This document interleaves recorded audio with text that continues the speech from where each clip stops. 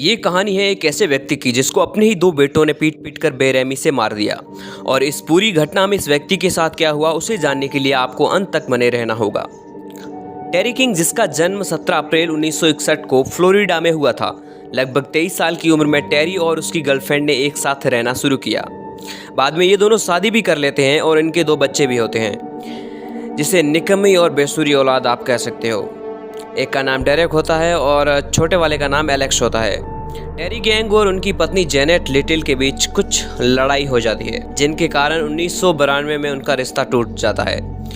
जब लड़कों की उम्र 3-4 साल की थी तो टेरी किंग और जेनेट दोनों एक साथ रहते थे, लेकिन इनका रिश्ता टूटने के बाद जेनेट किसी और व्यक्ति के साथ रिलेशन में होती है, जिनसे जेनेट के 2 और जुड़वा बच्चे होते हैं। अब टेरी किंग और जेनेट उन 4 लड़कों को पालने के लिए सक्षम नहीं थे। उनके पास इतने पैसे नहीं थे कि वह पूरे परिवार को चला सके। 1994 में उन्हें हेरिटेज क्रिश्चियन एकेडमी, जो अनाथ या असहाय बच्चों के लिए एक स्कूल या अनाथ आश्रम था, उनमें इन 4 लड़कों को छोड़ दिया जाता है। बच्चों को एकेडमी छोड़ने के बाद जेनेट घर छोड़कर चली जाती है, लेकिन टेरी किंग कहाँ जाता, उसको तो वहीं रहना था। इस समय उसको पेज प्रिंटिंग में नौकरी मिली, जहां किंग को दोपहर 2 बजे से रात 10 बजे काम करना पड़ता था, और इस नौकरी में उनको सैलरी भी इतनी नहीं मिलती थी। अब हेरिटेज क्रिश्चियन एकेडमी को बंद कर दिया गया था, जिनमें इनके 4 लड़के थे। एकेडमी को इसलिए बंद किया क्योंकि ज़्यादा खर्चा आने की वजह से एकेडमी का रखरखाव नहीं हो पाता था। अब उन 4 लड़कों में 2 लड़के जो किंग के थे वो तो वापस टेरी किंग के पास आ जाते हैं, लेकिन जो 2 जुड़वा लड़के थे वो किसी रिश्तेदार के घर चले गए थे। घर आने के बाद एलेक्स और डेरेक दोनों एक साथ बहुत खुश थे। ज्यादा दूर रहने के कारण अपने बच्चों को खोने से टेरी किंग डरता था, इसलिए टेरी उन पर दबाव लगाने लगा था। वह लड़कों को बाहरी लोगों से मिलने का मना करता था। अब उन दोनों भाइयों के लिए उनका घर जेल लगने लगा था। टेरी एलेक्स और डेरेक को घर में ही टीवी और वीडियो गेम देखने तक की अनुमति देता था। घर का तनाव बढ़ गया था। बच्चे इस दुर्व्यवहार से परेशानी में थे। टेरी का एक दोस्त होता है जिसका नाम रिकी चावेस होता है। रिकी और टेरी की मुलाकात कुछ साल पहले हुई थी। वो इतने अच्छे दोस्त बन गए थे कि रिकी हमेशा टेरी की मदद के लिए तैयार ही रहता था, इसलिए वो बच्चों का ख्याल भी रखने लगा था। अब जब भी बच्चे स्कूल जाते थे तो वो बीच में भागकर रिकी के घर आ जाते थे, जहां वह खूब एंजॉय करने लगे थे। उन्हें वहां पर अपने पिता से छुटकारा भी मिल गया था। ये दोनों भाई रिकी के घर गांजा भी पीते थे। धीरे धीरे टेरी किंग को इन पर शक होने लगा था। टेरी ने अपने बच्चों के बदलाव में रिकी को दोषी ठहराया, और टेरी ने अपने 2 बच्चों से कहा कि अब से तुम रिकी के घर नहीं जाओगे। बच्चे भी गुस्से में थे। 16 नवंबर 2001 को टेरी किंग जब घर आता है तो वो देखता है कि एलेक्स और डेरेक दोनों घर में नहीं थे। उनके कपड़े, बैग्स और सारी चीज़ें भी वहाँ से गायब थी। टेरी को पता लग गया कि वह दोनों भाग गए हैं। टेरी किंग को लगा कि वह जरूर रिकी के पास गए होंगे, क्योंकि वो दोनों वहां ही जाया करते थे। लेकिन टेरी जब रिकी के घर गए तो वहां रिकी ने मना कर दिया कि वह मेरे घर नहीं आए। टेरी किंग ने तुरंत हर जगह पोस्टर और सड़कों पर गाड़ियां लगा दी। अब 24 नवंबर 2001 को टेरी के पास एक फ़ोन आता है, जिसमें उसको बताया जाता है कि उनका बेटा डेरेक अजीब फोस्टर के पास घूम रहा है। अब पुलिस जल्द ही उस स्थान पर पहुंची जहां वो दोनों भाई थे, लेकिन जब पुलिस उन दोनों को साथ चलने को कहती है तो वो दोनों भाई मना कर देते हैं और कहते हैं कि प्लीज़ हमें वहाँ मत ले चलो। लेकिन पुलिस उनकी बातों को नहीं मानती और उन दोनों को लेकर टेरी किंग के पास आ जाती है। दोनों बच्चों को देखकर टेरी किंग बहुत खुश था, लेकिन बच्चे इतना खुश नहीं थे। वो डरे हुए थे क्योंकि उनको लग रहा था कि वे घर से भाग गए थे, इसलिए उनको टेरी किंग सजा देंगे। टेरी ने अब उन दोनों को ज़्यादा तो कुछ नहीं कहा, लेकिन उन दोनों को एक कमरे में ज़रूर बंद कर दिया। 26 नवंबर 2001 को फायर स्टेशन को आग लगने की खबर लगती है और वे आग को काबू करने आ जाते हैं। यह आग टेरी किंग के घर लगी थी। आग इतनी ज़्यादा लगी थी कि बड़ी मुश्किल से उस पर काबू पाया गया था।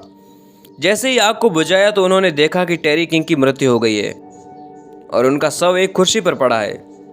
पहले तो सबको लगा कि आग की वजह से उनकी मौत हुई है, लेकिन वे लोग जब टेरी किंग के पास गए तो उन्हें पता लगा कि टेरी किंग की पीट पीट कर हत्या कर दी गई है।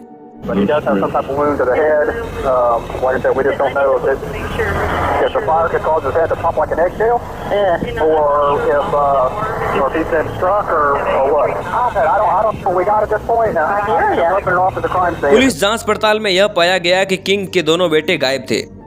पुलिस ने तुरंत आसपास के घरों को चेक किया और पड़ोसी से भी पूछताछ की, लेकिन पड़ोसियों ने बताया कि टेरी किंग का परिवार किसी से इतना घुल मिल के नहीं रहता था। यानी कि उनकी आपस में इतनी बोलचाल नहीं थी। पुलिस ने जांच पड़ताल के बाद पता लगाया कि टेरी किंग के घर ज़्यादा रिकी चाविस आया करता था। डेरेक और एलेक्स भी उनके घर जाया करते थे, इसलिए पुलिस रिकी को पूछताछ के लिए स्टेशन ले जाती है। वहाँ रिकी ने कहा कि मेरा एलेक्स से संपर्क हुआ था और उसने कहा कि हम सुरक्षित हैं। पुलिस को शक होने लगता है और पुलिस रिकी के घर की तलाशी लेती है, जहाँ उन्हें अजीब चीज़ें दिखती है। रिकी के पूरे घर के अंदर हर जगह सीसीटीवी कैमरे लगे हुए थे। पुलिस जैसे ही घर की तलाशी लेती है तो उन्हें एलेक्स और डेरेक दोनों भाई अंदर छिपे हुए दिखते हैं। पुलिस उनको लेकर स्टेशन जाती है और 25 नवंबर की रात जब टेरी किंग की मृत्यु होती है, उसी रात की पूछताछ शुरू करती है। उन दोनों ने बताया कि उस रात हम दो भाई बहुत डरे हुए थे कि हमारे पापा हमें घर से भागने की सज़ा देंगे, क्योंकि उसी रात वो हमसे गंदा व्यवहार करते रहे।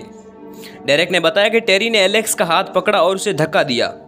उसी समय हम दोनों ने ठान लिया कि हम अपने पिता को मारने जा रहे हैं। उन दोनों ने टेरी को मारने के लिए हथियार ढूंढा और उन्हें हथियार के तौर पर बेसबॉल का बैट मिला और वो दोनों अपने पिता के कॉफ़ी टेबल पर पहुंचे, जहां टेरी किंग एक कुर्सी पर सो रहे थे। डेरेक ने अपने पिता के सिर पर कई वार किए, जिनसे उनकी तुरंत मौत हो गई। डेरेक ने पुलिस को बताया कि उन्होंने सुराग छुपाने की बहुत कोशिश की, लेकिन उन्हें कुछ समझ नहीं आया, इसलिए उन्होंने घर में आग लगा दी ताकि सभी को लगे कि आग की वजह से टेरी की मौत हो गई है। दोनों भाइयों ने घर में आग लगाई और घर से भाग गए। उन्होंने अपनी पहली 2 रातें जंगल में बिताई, जहां उन्हें बहुत डर लगा। हत्या के अपराध को दोनों भाइयों ने स्वीकार कर लिया था, लेकिन एलेक्स ने बताया कि टेरी को मारने का यह प्लान डेरेक ने मेरे दिमाग में भरा था। हालांकि इन्होंने अपराध तो कबूल कर लिया था, लेकिन पुलिस को शक था कि इनके साथ कोई तीसरा भी शामिल हो सकता है, क्योंकि रात 1 बजे से ये अकेले जंगल में कैसे गए और 2 दिनों तक भूखे प्यासे कैसे रहे। सबूतों में बार बार लड़के रिकी चाविस का नाम ले रहे थे, जिनके साथ यह बचपन से बड़े हुए हैं। पुलिस ने यह जानने की कोशिश की कि रिकी चाविस का आखिर टेरी किंग के परिवार से क्या संबंध है। पुलिस ने रिकी चाविस के रिकॉर्ड चेक किए तो पता चला कि 1984 में वह किसी लड़कों के साथ यौन अपराध में पकड़ा गया था। पुलिस ने रिकी चाविस को बुलाया और पूछताछ की तो रिकी चाविस ने बताया कि उसी रात टेरी का मर्डर करने के बाद एलेक्स ने मुझे फ़ोन किया और मैंने वहां जाकर इन दोनों के खून में ख़राब कपड़ों को धोया और मेरे घर में छिपा लिया था। लेकिन इस चाविस की असली सच्चाई क्या थी, वो अब आपके सामने आने वाली है। जब पुलिस टेरी के जले हुए घर में छानबीन करती है तो वहाँ पुलिस को एलेक्स की अलमारी में एक डायरी मिलती है। इस डायरी में एलेक्स और चाविस के प्यार की बातें लिखी हुई थी, यानी कि एलेक्स और रिकी चाविस के बीच आपसी संबंध थे। अब एलेक्स और डेरेक ने पुलिस से फिर से बात करने की कोशिश की। एलेक्स और डेरेक ने पुलिस को बताया कि हमने जो पहले बयान दिए वो सही नहीं थे।